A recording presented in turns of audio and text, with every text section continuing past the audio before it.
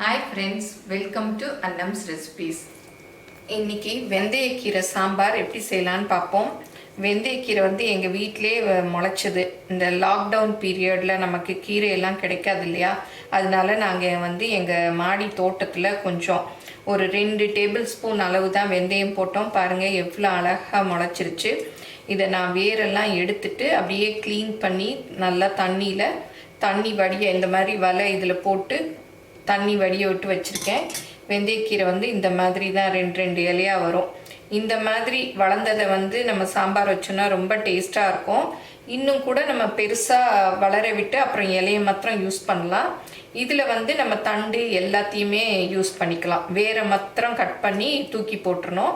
அப்புறம் இந்த தண்டெல்லாம் எலசாக இருக்கும். அப்படியே கட் பண்ணிவிட்டு அந்த திக்காக நம்ம தண்ணியாக சாம்பார் வைக்காமல் திக்காக வச்சோன்னா ரொம்ப டேஸ்ட்டாக இருக்கும். இப்போ எப்படி வைக்கலான்னு பார்ப்போம். முதல்ல இந்த கீரையெல்லாம் கொஞ்சம் கட் பண்ணிக்கலாம். அடுக்கிலாம் வைக்கணும்னு இல்லை, சும்மா அப்படியே கத்தி வச்சுட்டு கொஞ்சம் சின்ன சின்னதாக கட் பண்ணிக்கலாம். நான் இதுக்கு புளி ரொம்ப தேவையில்லை, ஒரு சின்ன கோலி குண்டு சைஸ் தான், அதை தான் ஊற வச்சு வச்சுருக்கேன். இப்போ இந்த மாதிரி ஒரு பேன் சூடு பண்ணிக்கணும். அதில் ஒரு 2 டீஸ்பூன் அளவுக்கு எண்ணெய் ஊற்றிக்கலாம்.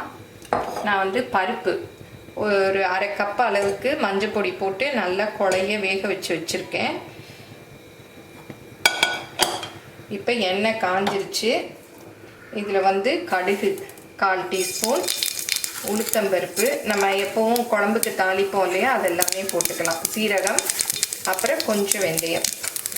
அப்புறம் நான் இதுக்கு கொஞ்சம் கறி வடகம், தாளிப்பு வடகம் கொஞ்சம் போட்டுக்கிறேன், கொஞ்சம் நல்லா இருக்கும். இது நான் போன வருஷம் பண்ணது.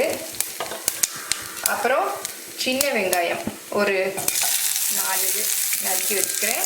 அப்புறம் ஒரு சின்னதாக தக்காளி, அதையும் போட்டுக்கலாம். அப்புறம் கருவேப்பிலை.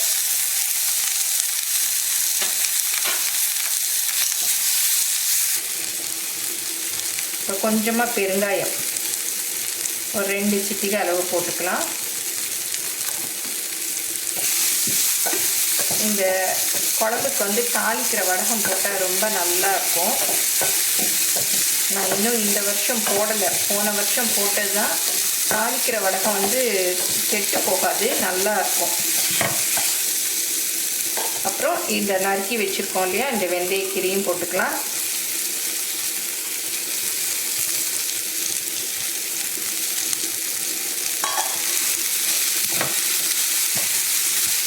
அப்படியே ஒரு 2-3 பெரட்டி விட்டுக்கலாம். இப்போ வதக்கினது போதும். இப்போ இந்த பருப்பில் இதை கொட்டிடலாம்.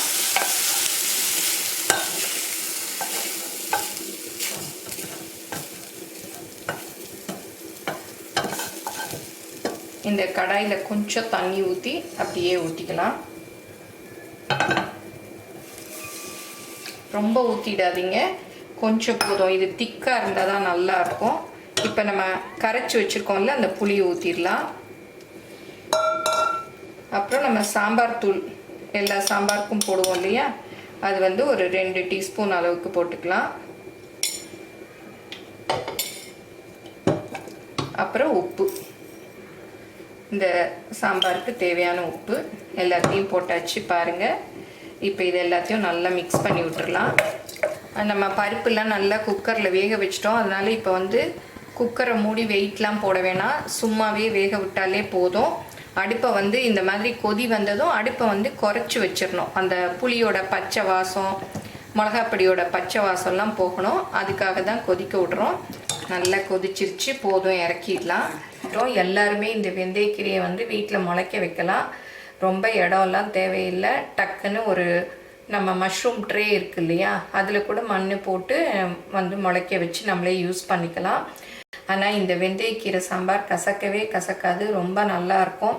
சாதத்தில் நெய் ஊற்றி இதை போட்டு பிசைஞ்சு சாப்பிட்டோம்னா அவ்வளோ சூப்பராக இருக்கும். சப்பாத்திக்கு கூட தொட்டு சாப்பிட்லாம், ரொம்ப நல்லாயிருக்கும். எல்லோரும் செஞ்சு பாருங்கள், எப்படி இருந்ததுன்னு உங்கள் கமெண்ட்ஸை சொல்லுங்கள். தேங்க்யூ.